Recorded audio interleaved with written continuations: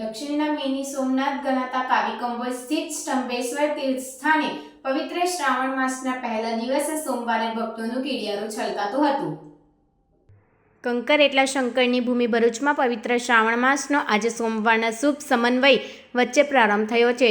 જીવને શિવની સાથે સાક્ષાત્કાર કરાવતા પવિત્ર શ્રાવણ માસના ભરૂચના પ્રસિદ્ધ કાવીકંબોઈ તીર્થસ્થાને આજે ભક્તોનો સૈલાબ ઉમટ્યો હતો. ભરૂચ જિલ્લા કલેક્ટર તુષાર સુમેરાએ પણ તેમની ધર્મપત્ની સાથે સજોડે સ્તંભેશ્વર દાદાના દર્શન કરી ધન્યતા મેળવી હતી. વિદ્યાનંદજી સરસ્વતી મહારાજે આજે પહેલા દિવસે જ રાજ્યભરમાંથી 10,000થી વધુ શ્રદ્ધાળુઓ ઉમટી પડ્યા હોવાનું કહ્યું હતું. અહીં શ્રદ્ધાળુઓ માટે આજે ભંડારાનું આયોજન સાથે મેળાનો માહોલ પણ જોવા મળ્યો હતો. આ તીર્થ સ્થાને દરિયાદેવ દિવસમાં 2 વખત સ્વયંભૂ શિવલિંગને અભિષેક કરવા આવે છે. સમગ્ર શ્રાવણ માસમાં અહીં લઘુરુદ્રી વિશેષ પૂજા હોમ હવનનું આયોજન કરાયું છે. જપ તપ પૂજા ઉપવાસના આ સમગ્ર મહિનામાં શિવાલયો હર હર મહાદેવ અને ઓમ નમઃ શિવાયના નાદ સાથે દિવસભર ગુંજતા થયા છે. શિવલિંગ ઉપર ભક્તો બેલીપત્ર ફૂલ દૂધ પાણી સહિતનો અભિષેક કરી દેવોના દેવ મહાદેવની કૃપા દ્રષ્ટિ મેળવવા લીન બન્યા છે.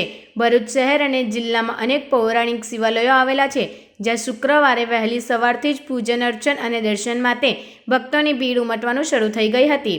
જિલ્લામાં કાવીકંબોઈ ઉપરાંત નીલકંઠેશ્વર, નવનાથ, ભારેશ્વર, શક્તિનાથ, ગંગેશ્વર સહિતના શિવાલયોને સાજ શણગાર કરવામાં આવ્યો છે. ભગવાન સ્તંભેશ્વર મહાદેવનું મંદિર આજે આપણે ભરૂચ જિલ્લાના જંબુસર તાલુકાના કાવીકંબોઈ ગામમાં સ્થિત છે.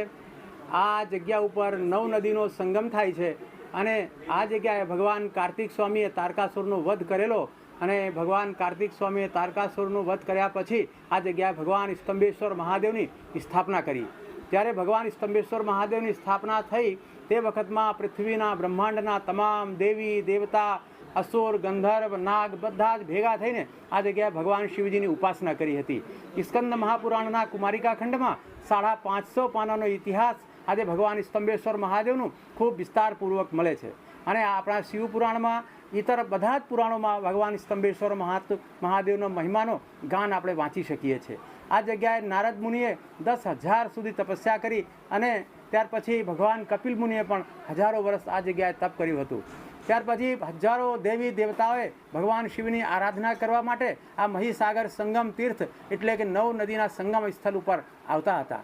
આ જગ્યાની એક વિશેષતા એવી પણ છે કે જેમને આપણે બળિયાદેવના નામથી ગુજરાતમાં પૂજીએ છીએ, રાજસ્થાન ઉત્તર પ્રદેશમાં જેમને આપણે ખાટુ શ્યામના નામથી એમની ઉપાસનાઓ થતી હોય છે અને એના આખા દેશમાં કરોડો ઉપાસક છે. એ ખાટુ શ્યામે પણ આ જ જગ્યાએ ભગવાન સ્તંભેશ્વર મહાદેવની પૂજા કરી હતી અને ભગવતીની એમને પણ આરાધના કરી હતી અને આ જગ્યાએથી એમને સિદ્ધિઓ પણ પ્રાપ્ત થઈ હતી. આજે પવિત્ર શ્રાવણ માસનો પ્રથમ દિવસ છે અને શ્રાવણ માસના દિવસે આજે ભગવાન શિવની આરાધના કરવા માટે હજારો ભાવિક ભક્તો આજે અહીં આવતા થયા છે.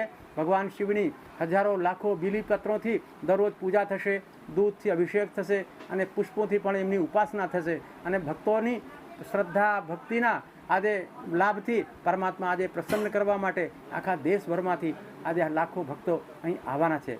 આજે અમારા ભરૂચ જિલ્લાના માનનીય કલેક્ટર સાહેબ આજે અહીં હાજર છે અને એમને પણ ભગવાન શિવના આશીર્વાદ પ્રાપ્ત કર્યા છે અને શ્રાવણ મહિનામાં વિઘ્ન રહિત આ શ્રાવણ પસાર થાય આ ઉદ્દેશ્યથી અમારા કલેક્ટર સાહેબે આજે પરમાત્માને આશીર્વાદ લીધા છે.